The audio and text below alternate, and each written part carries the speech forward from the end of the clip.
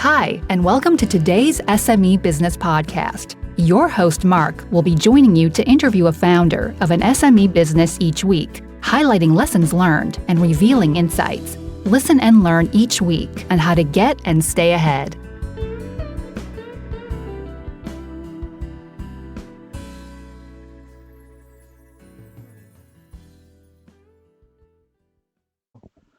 Hi dear listeners, thank you for tuning in for the next episode of the SME Business Podcast. Today we're joined by Zitah McMillan from Predictive. She's also enterprise advisor at the Royal Grammar School in High Wycombe. And she's also a non-executive director at Zopa, a peer-to-peer financial lender. Welcome to the show, Zitah. Thank you, Mark. Glad to be here. To get our listeners to learn a bit more about you and how where you are and where you're going. Can you tell me a bit more about yourself and how you got into entrepreneurship? Absolutely. So I think I'm on my fourth career now, just to give all your listeners hope that if you find yourself in a career that, you decide isn't for you, there's always options out there. So this is my first time as an entrepreneur. I have been in government communications for a huge government department. I've been a regulator. I had a great job very, very early on, which was probably the most popular job. I was in advertising, making commercials, which was definitely the most popular dinner party job I ever had. And I worked in consumer finance across Europe. So I've done a number of really varied things. And then sort of towards the end of 2018, early 2019, decided with a former colleague of mine and another chap that we would start our own business, and looked at the various different things that we wanted to do and kind of really focused on the things that interested us, which included how do you make the most of big data? What do you do with it? How do you bring all the latest technologies like machine learning to the fore and use that? And what could we do to support SMEs? Because the three of us were surrounded by SMEs in our lives. So how might we put all of that to good use for SMEs? And here we are. Yeah, it sounds like a great path already. Very impressive, and I can imagine like talking, the whole marketing and ads. It's really popular. A lot more popular than going to people and say, hey, you need to use two-factor authentication. I know, right? I know. Like everybody wants to be like, oh yeah, what do you think about that new ad from Heineken? Or I don't know, what do you think about this year's Super Bowl ad? And Yeah, my career definitely peaked at the start, and I like to think that I've definitely done things that are less and less interesting to lots of people as I've got older. Except I think what we're doing now is kind of cool and really interesting. So I think that should give older people. yeah, and also let's be honest, you learned so much from it that you're going to be using daily and in your work currently. Exactly. That makes you then more of a value add, if you will, because yeah, you bring other disciplines into it. So for instance, like a previous guest, I had a guest that talked about how they used to work on nuclear operations, nuclear energy, and then combining that with design. Yeah, it led to completely unique solutions. So I can imagine it's the same, where financial engineering, if you can design it differently, all of a sudden you get more traction, that kind of thing. Yeah, So I yeah, think so. And also completely makes you sense. bring all these different parts of your experience and your background to the fore, and you never quite know which of those things is going to create the point of difference and which of those things is going to really help your business in that moment. But the brilliant thing is you've got them all in your toolkit. Yes, exactly. And then, like especially if SME, you're wearing a lot of hats at that same time. And then, but it's handy that you have actually worn all of those hats before. Yeah. Because of course, like there's things that we don't know. Like we all have our areas that, we're still learning. But the more areas, the better. I think like, this is where, we're talking about like T-shaped, where it's like, yeah, like it's like a specialist is one thing, but having a broad experience is also definitely helpful. Yeah, so yeah, tell me a bit more about Predictive. So we are a machine learning based predictive forecasting software that we've created. And we basically looked at the various forecasting software on the market and really felt that what a lot of them did in terms of financial forecasting was take an Excel spreadsheet and give it a little bit of UX, but didn't really do much more, but charged you, 30 quid a month or a bit more for the privilege of using it, and connected to some other software services and stuff. So whilst it was a step forward, it wasn't really a big leap in terms of the technology. So we wanted to do it differently, and we wanted to hook up the power of machine learning and big data with clients' financial data to give them predictive forecasts that are based on their sector and critically uses the machine learning element to apply that knowledge to their own forecasts.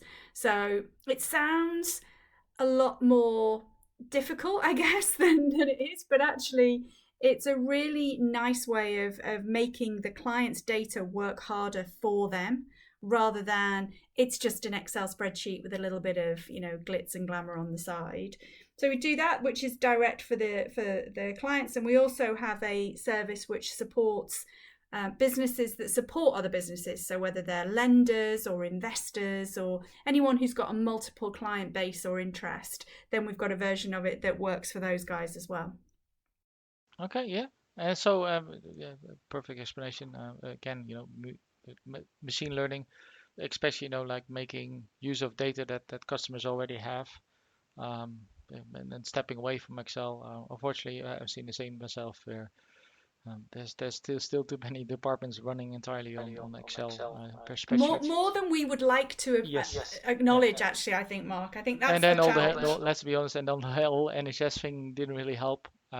Whereas we lost, was it like 65,000 records, I think? Because we ran out of columns. I mean, that actually would have made all of us sort of in the software business or even connected to the software business hang our heads in absolute what the hell went on there. Yeah, you go I thought using Access was bad, but really Excel for this? Yeah. Anyway, I think a lot of people agree, and this is the good thing about the current disclosure system. These things now come out. Well, if these things were done, let's say, I don't know, 10, let's say even 10 years ago, it wouldn't have come out. Yeah, you wouldn't have known. It would just be polished away, let's be honest. So that's great. So who's your main customer or target firm that you work with? So I think we've got 3 targets for us. So the first would be the finance director of an SME. And we're not talking about sole traders and micro enterprises. We're talking about SMEs with probably $500,000 plus turnover. So they're big enough to actually need something more sophisticated than an Excel spreadsheet, even if they don't quite know it yet. So the finance directors are definitely in our sights. But increasingly, we've been talking to third parties such as lenders. So SME finance providers are hugely important to us because we connect to open banking and accounting software. So we can actually help lenders with their underwriting, their due diligence, their onboarding, and then over time their own client relationships as well. How will they know how to manage their own risk in their own book? Actually, if we're pulling in all their client data, that's, we can really help them manage that risk. And then the third one would be for investors who are managing a portfolio of businesses. So they, like the lenders, are looking at performance in third-party companies. So we have a specific product targeting those people. So so finance directors, lenders, and then investors would be our 3 main targets. Okay, yeah. It's great, it's good to have the potential for different segments, if you will. Especially, let's be honest, in these times. I think so, yeah. I think so. And actually, there's a brilliant concept around founder heresy. So when you start a business and you start out thinking, yes, we're creating this product and it's going to be really exciting for that specific target audience, and we're going to go after that target audience really hard. And this happened to us, and we went after a specific target audience and we fell on stony ground. We couldn't have been less appealing if we tried. So we had to, after after a little bit of head scratching, Pivot. yeah, and you have to kind of look at yourselves and go, well, we either waste time carrying on targeting these people who really are not interested in our product, and that's okay. And we need to learn from that. We need to say, okay, so why aren't they? Can we fix it? Yes or no? Should we think about something else? And so very quickly you pivot to where you actually believe the product is best suited. So that little moment as a founder where you kind of go, oh, I thought that, but sadly they don't like it, so I must try a different tack. Exactly, the power of market research, where you go like, I thought that X would work, but actually it's Y. I've been to a few pivots already, even being a small business. Yeah, and it's about the bravery to commit that moment of, and they call it founder heresy, but actually it is just about saying, just because I said I was going after that target doesn't mean I always have to stick to it. If new information comes to light, then change your mind. Yeah, exactly. Yeah, which is so funny because like I basically I started writing a book. And then, when you write it, the funny part is actually reviewers and like, you know what, this is actually more suitable for the SME crowd. Yeah. And I was like, well, actually, I care more about the SME crowd. Okay. So looks like you wrote it on purpose like that. I was like, oh wow, that's really like revealing. So yeah, I have a draft to rewrite and potentially find a new publisher. Because now the audience for the book has completely changed together with my services. So yeah, that's interesting. But yeah, that's what you have to do. You have to pivot, not with a couch in France, but with your business. Sorry, Although my daughter loves that show. She watches it. Yeah, exactly. Pivot. So what makes what you do different to the competition? So the big difference for us is that we bring in, and we have a product called our industry analysis, and we bring in macro market and sector economic data into the site. And we've got about 2.5 billion data points that we are working with right now. And we look at countries, and at the moment we're in the UK, but we're actively looking at the US and other countries that have got similar data structures. And we look at the way the statistics are produced. So in the UK, it's the Office for National Statistics, and we all, look at their GDP data and all the various different bits of data that's punted out. Then we use the standard industrial classification system. So when you look at our website, you can go into deep levels of data around every single sector. And for every sector, we produce an outlook and what we think their performance is going to be. We produce revenue, costs, and cash charts, and we bring in data, for example, HMRC data around revenue and businesses in revenue band and number of employees in those revenue bands. We look at fuel prices, we look at FX spot prices, we look at tangible and intangible assets, we look at SME lending on overdrafts and excluding overdrafts. So we bring in this enormous amount of data, and then we put it into a format that is easily digestible, that tells you something meaningful about that sector.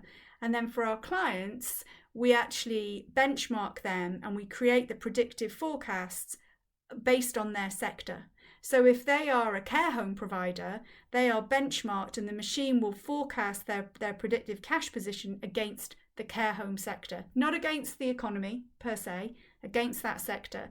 So I think, I like to describe it, and I had this brilliant piece of feedback the other day where I said to someone, it's kind of the end of wishful thinking in your forecast. Yes. And this guy goes, wow, that is the most buzzkill thing I've ever heard. Yeah, but it makes sense, it's like, yeah, if you have more data, like you can go beyond, if it's like care homes, you go like, okay, like a population age goes up, more people are retiring, more people will need care. But it's still, your own interpretation of what you see, and then basically depending on which papers you read. Exactly. That viewpoint already changes, but the more data points you have, the more complete it gets, and then it gets you can more be like, complete. well, And actually, also, like it's not just a fault. So I have facts to prove that it says that care homes growth will be 23% over 5 years because of X. And then if you're saying, so say you're an owner of a care home and you're saying, well, I'm going to grow by an additional 10%. Yes. And you're like, well, okay, so you're either ahead of or behind the projected or predicted growth for that sector, why? And if you're ahead, why do you think you can beat the sector norms? Your sector is benchmarking, let's say, a loss of 5%, but you're saying you're going to grow by 10%. How is that a thing? So Yes, like what are you doing differently for you to justify that, for instance, like, like if you talk about lending, like, okay, why do you need this extra loan for, let's say, 5 million? Uh, uh, like what are you basing it on that you can basically go from negative to positive growth, that kind of thing. exactly. Yeah, so really powerful. Yeah, and then of course, everybody knows how the economy is, what it is right now. So a very topical question. It How is, would and you actually it describe just the keeps economic getting landscape better. for SMEs right now?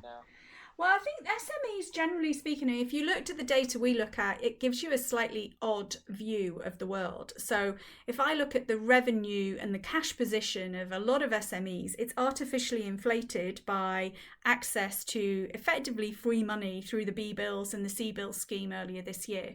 So if you look at the deposits in any given sector, they look pretty good. But if you look at the future revenue forecasts in a lot of sectors, they look dire. And it's really difficult then to really get into an individual sector and say, okay, I think you will bounce back because.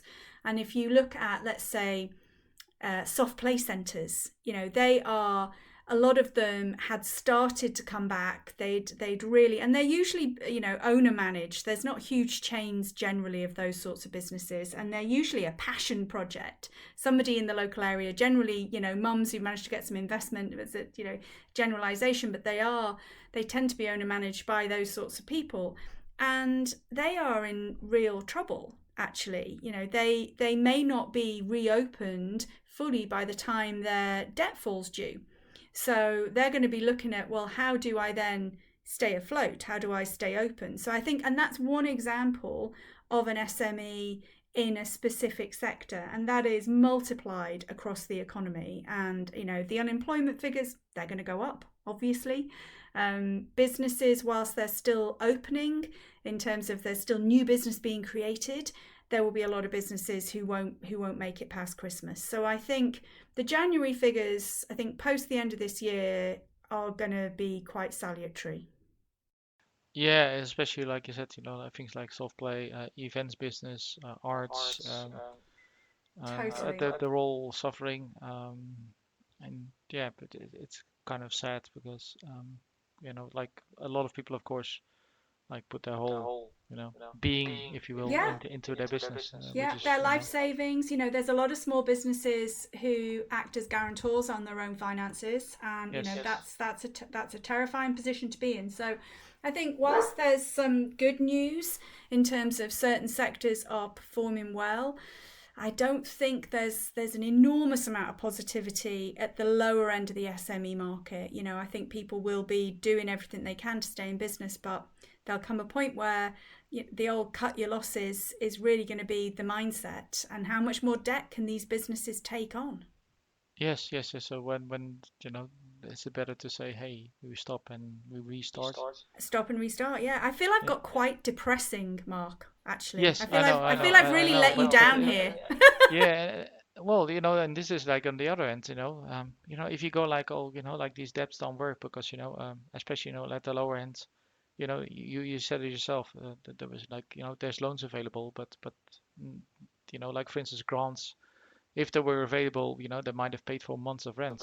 Yeah, But then exactly. if the economy shuts down for 6, 9 months, 12 months, that's not enough. So really, if it was up to me, and I was MP, I'd be like, hey, you know what? We need to make it easier for people to restart. And yes, we bet effectively saying that, like these loans become grants, Mm-hmm. but longer term, can we afford the other option where it's like if we don't do that, and then we lose 5 years of potential, you know, SME sector being hollowed out. Yeah. I mean, on the flip side, because there are a large number of businesses, the larger businesses who are taking the opportunity to shrink, and reducing their overall cost base, either because they don't need the offices anymore or they've realized they can work remotely with fewer people. What is quite heartening is there is a lot of creativity out there. So whether it's, we started our businesses pre the pandemic, obviously, but there will be people out there listening who think, well, maybe now is a good time. What else is there for me? And if now I can't go about and create this business that I really want to create, when else will I? Maybe the flip side of this will be people will feel emboldened to take a risk. Yeah, and then also let's be honest, the last economic crisis, there were lots of, let's say, unicorns built. Yeah, totally. Yeah, so you have to be positive now in a way, to be fair. Like, the companies will die, but then, I hope by, let's say, mid next year, a lot of those people will come back in a different form, because I think so. I think it's also about a lifestyle where it's like owning your own business. Yeah, yes, it gives stress, but there's a lot of freedom that comes with it. So I'm not worried that we're also gonna lose a lot of entrepreneurs. They just will come back in a different shape. I think they will. I think they will. So yeah, that's the was the thing on everybody's mind right now. But what does your future hold for Predictive Black? So we were the beneficiary of a grant actually this summer. So we received an Innovate grant, which really helped us produce part of our service, which is a scenario planning functionality to help people get a better grip on the various different scenarios that they need to, whether that's how much does it cost me to furlough people, whether it's can I take on extra clients, what would that look like, do I need more people, being positive. So we've launched that properly last month. So we are just at the moment working on our client acquisitions. If anybody needs some forecasting software that's listening, hit me up. Working on our client acquisition and just kind of really pushing hard this side of Christmas to get clients on board. Yeah, and that's the way to do it. And it sounds like a great opportunity getting the grant. I know a lot of people applied for it, so it's always great to to meet getting someone who through it actually means got that some. that obviously the government recognized that there is something unique there. And client acquisition, you have to like go out and especially in the beginning get those first clients, that they're not gonna come to you, you have to come to them. Then this is the good part, with everybody being remote. There's no, fancy outside sales of people anymore where you go to a restaurant and then, buy them a You're just steak. teasing me with that memory now. And then, like, go to the golf course and be like, make sure that the client wins, so you can get the deal. One day. That one day we'll get back, but I think, the whole opportunity means that, things are using like video, means that I think more companies, more SMEs actually got the opportunity, get the opportunity to compete with the big boys, if you will. Yeah, I think so. And actually, I think LinkedIn is brilliant for this, and meeting new people and connecting with people and making sure you use your LinkedIn network really sensibly and not being afraid to say, hey, can I take 15 minutes or half an hour of your time just to show you what we're doing, and reciprocate if somebody asks you to do the same, So I think in a sense, it's become a bit more democratic. It's less about who you know. It's more about, do you have a persuasive message for people that helps them give up some of their day to talk to you. And then this is why a lot of people prefer LinkedIn, because they go like, it's not just somebody posting, I just made a cake. Yeah, no, exactly. You can have with Facebook, and you go like, I don't need a cake. I would have enough calories for today. So you go like, well, with LinkedIn, at least you go like, hey, I have this new idea. Let me talk to, I don't know, 20 MDs on LinkedIn and then find out what they think, and if there's any meat there, or whether the idea is maybe not ready for the limelight yet. Or, they could be like, oh, this is an idea, but actually, you're 5 years too early. Yeah. then that could also be the case. And then there's the different dynamics at play as well. Of course, a lot of people go back to core services, so maybe what you're supplying is not currently that necessary. But then it's a question of like maintaining those relationships. So when the economy recovers, you will be the first one on in their phone. Yeah, and I think that the idea of using it to, the parlance of pay it forward a little bit is really important. So there's a lot of people who are starting out who are doing really interesting things on LinkedIn. And it's about giving them that moment and that opportunity. I hope I do that with people who connect with me on LinkedIn, and I'd like the same to be reciprocated. So I do think there is that. I think there's more of that on LinkedIn. Yeah, and hopefully like LinkedIn keeps nurturing that. Because that's let's be honest, that's the USP. So talking about LinkedIn, how can people get in touch with you? So they can find me on LinkedIn, obviously. Go hit me up on LinkedIn. There's not many Zitahs, actually. So when you start to type in Zitah, you generally will find me, which is both a blessing and a curse, I think. It's a strategic naming, I know, right? My parents really got that right. They were like, what can we do that means she will never be able to do any graffiti and people will always remember her? I'm like, thanks for that. Yeah. And the other thing is like you could be like like your parents could be like you could have said, hey, like why did you not call me Predictive? Yeah, exactly. But then the problem is probably high school wouldn't have been that. Well, nice. that would have made my life even harder. So I grew up in Wales, and there's no Z in the Welsh language. So I grew up in a country where my name can't exist. So so I think it would have been even crueler of them to do to go beyond that. Yeah, I didn't even know that. See, I learned something new as well. There you go. Yeah, exactly. So so hit me up on LinkedIn, or you can find me on our website. Yes, and that's predictiveblack.com. Okay, yes. So other questions. What could governments around the world do better to help small businesses grow? So I would go back to the grant idea, actually, and you mentioned this, Mark, and so we were a beneficiary of a grant. I think there is a real reluctance from an SME's perspective to take on too much debt, and debt shouldn't always be the answer. So I think it can be part of the answer of your overall financial package. And maybe I'm focused on it because I'm in a financial software business.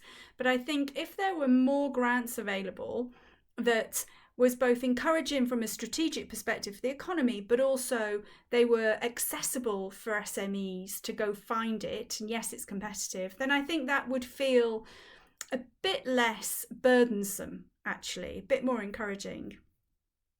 No, definitely grants. And let's be honest, like if governments can subsidize, multinationals, like advantaged tax situations, then why can't governments like literally at a international level, decide together, hey, you know what, we're still gonna give them deals, but those deals are gonna be 1% less. Yes. And literally say, like if you want to do business in these 68 countries or whatever, you need to sign here, that you're not gonna use it against us, and actually you will come off better because you will say that you're reducing your tax deal because you will want to help support small medium businesses. Yeah, I mean, So they can make it into a PR exercise as well without.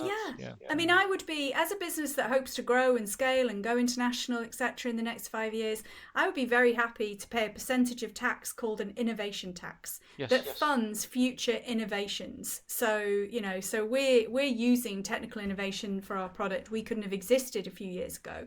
So why not have things that it's a bit old fashioned to call it like a tithe, but I would happily contribute to my successors, like who's coming behind us in this technological space. Why not be more creative in that system rather than, the tax system is so complex, but it's not really helping anyone. No, and then this is great you bring it up as well. Yeah, this is like one of my pet projects that I'm working as well with the Institute of Directors. Yeah.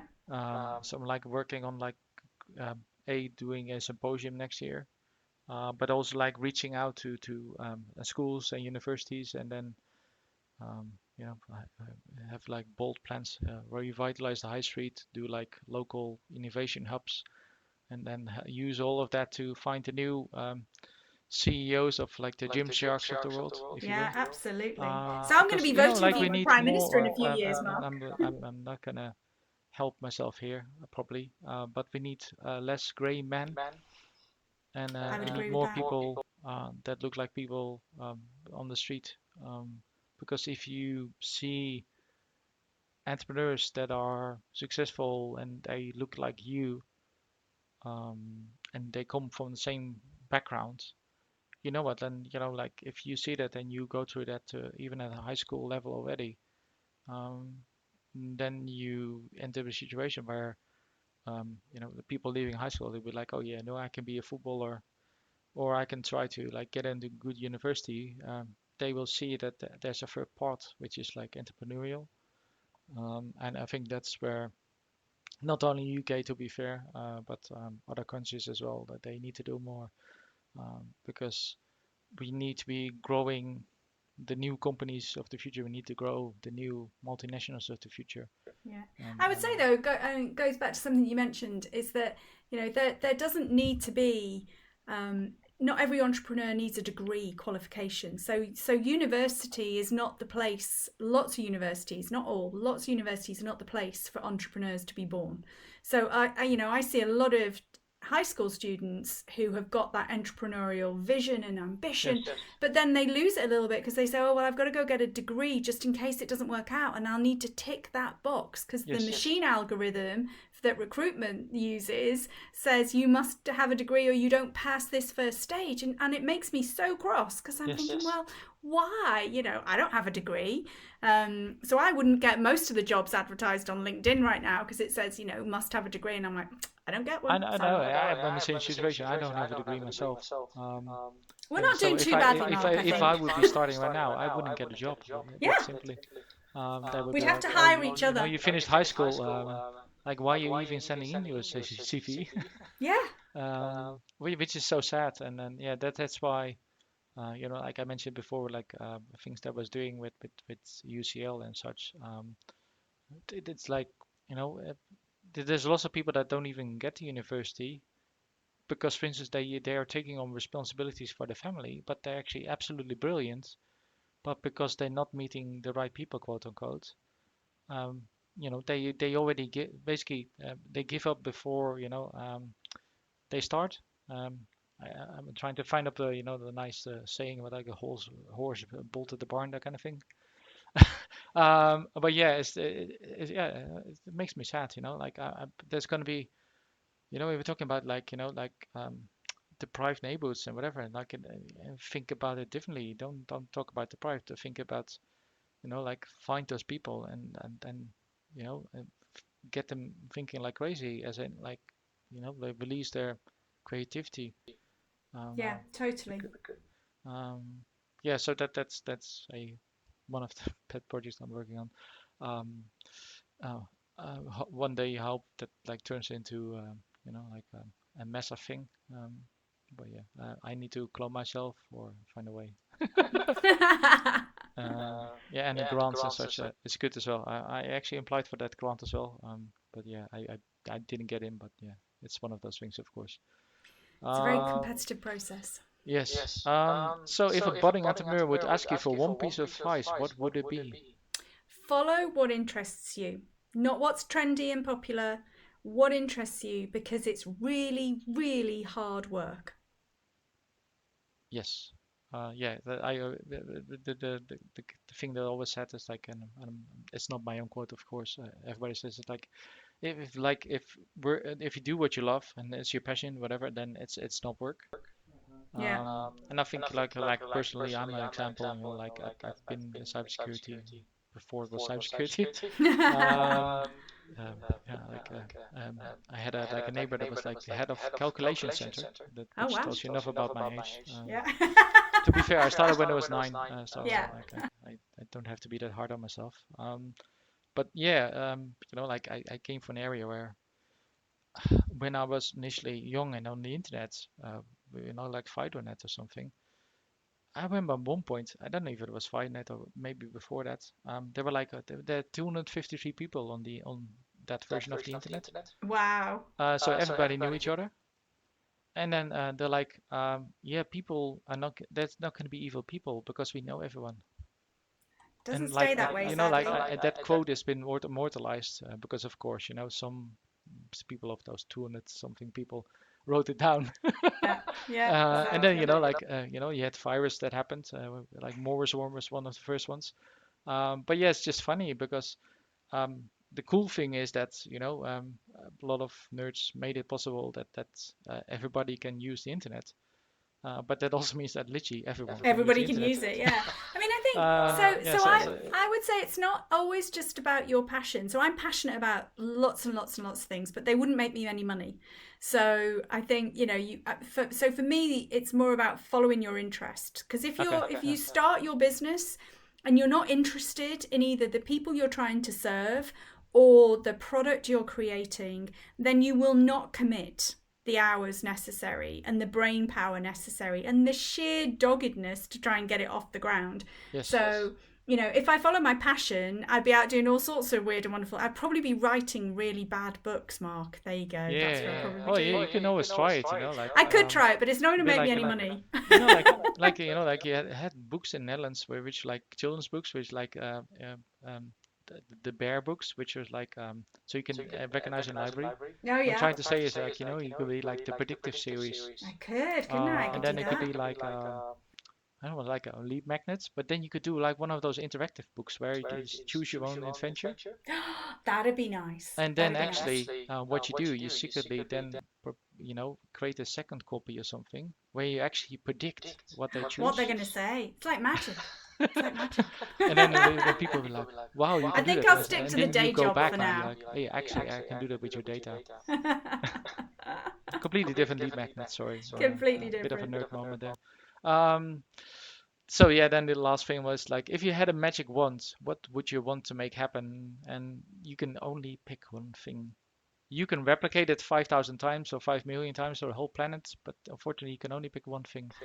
So I would really like to do something funny, but and I think you'll appreciate this, but childhood food poverty depresses me no end, and it ought not to be a thing. Children should not be going to bed hungry, no matter where they are. And in rich countries like the UK and the Netherlands, where children are in food poverty through no fault of their parents necessarily, and I really hate the generalization where the welfare state says actually parents are just making poor choices. Nonsense. No, That is nonsense, absolute yes. that is absolute nonsense. Yeah. So if I could wave my magic wand, I would end childhood food poverty. Yes, yeah, that's really good because again, like it's just one thing like pointing at parents, like parents, especially now in these times. I personally know parents that were doing absolutely fine before, but because of a combination of circumstances, now they like they're not on poverty level, but they're literally just scraping by. Um, and you can't say, like you should have been better. It's like, well, yeah, actually, I actually can't control the economy, that kind of thing. Exactly. And that's the thing, like with all of this. And then what kind of signal do you A want to give to those parents that their kids go hungry, and B, what do you want to say to those kids that their government that they're going to be future taxpayers in is actually not even stepping in to make sure that they're going to go to bed hungry. It's like Exactly. And I think the thing that I hope, for those children who are experiencing it and are old enough to understand that it's not their parents' fault, then maybe we will see a generation of children grow up to be immensely powerful activists. Yes. And not correct the mistakes we made. I really hate that where somebody says, oh, the next generation's going to, change the environment or whatever. No, we should be doing all of that for ourselves and making it less bad. But maybe they'll have a fire inside them that says not again. It can't happen to another generation, and so we'll go into politics to stop it. That would be an awesome response. Yes, yeah, exactly. Like and to be honest, this is my personal opinion. Like the whole two-party system also. Yeah, no, I'm it sucks. just so used to like a like the Netherlands version of a government where you have all parties participating. Yeah. Pretty much. See, we tried a coalition, Mark. Yeah, I know, and it failed, and I know.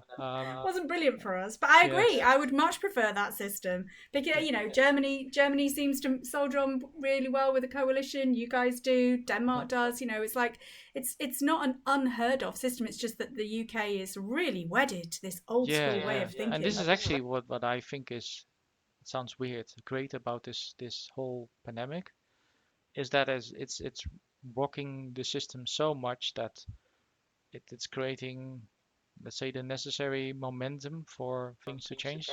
I'm not saying that the UK stops the two-party system, but could you add that to making your people list as well? question a lot of things that were never questioned before. I agree. But on your list of, saving the world and all the other stuff you're going to do, could you put that on there as well? That'd be great. Yes. I'll, to be fair, I bring it up, but like my local MP, which is Dominic Raab, I think he probably, when I say that, he just goes like, I'm going to ignore what this guy says. Yeah, exactly. I'm going to bury my head in the sand and hope he goes away. Yeah, and this is the funny part, because I still get emails from the Conservatives like, donate, and it's like, okay, but yeah. Which is funny. Anyway, I don't want to make it too much of a political podcast. Too late for that. Too late. We went there. Sorry. So I think that's it. Anything else that you want to share with our listeners? No, I think for any SME that's listening, I hope you're okay. And I hope you come through this better than okay. And if it's not in the business you're in today, that you have the inspiration to do it again. Yes, and that's a great, segment to end on. So thank you for your time, Zitah. Thank you, Mark. I hope you listening at home or on your surfboard, in the car, on the ground. Although to be fair, not a lot of people in tube right now. On a volcano, on a tropical island, which would be nice sometimes, is enjoying this. If you have any more questions, then feel free to contact me, and I'll see you next episode. Thank you. Thank you for tuning in this episode. I hope you enjoyed the show, and I look forward to having you tune in again next episode. See you next time.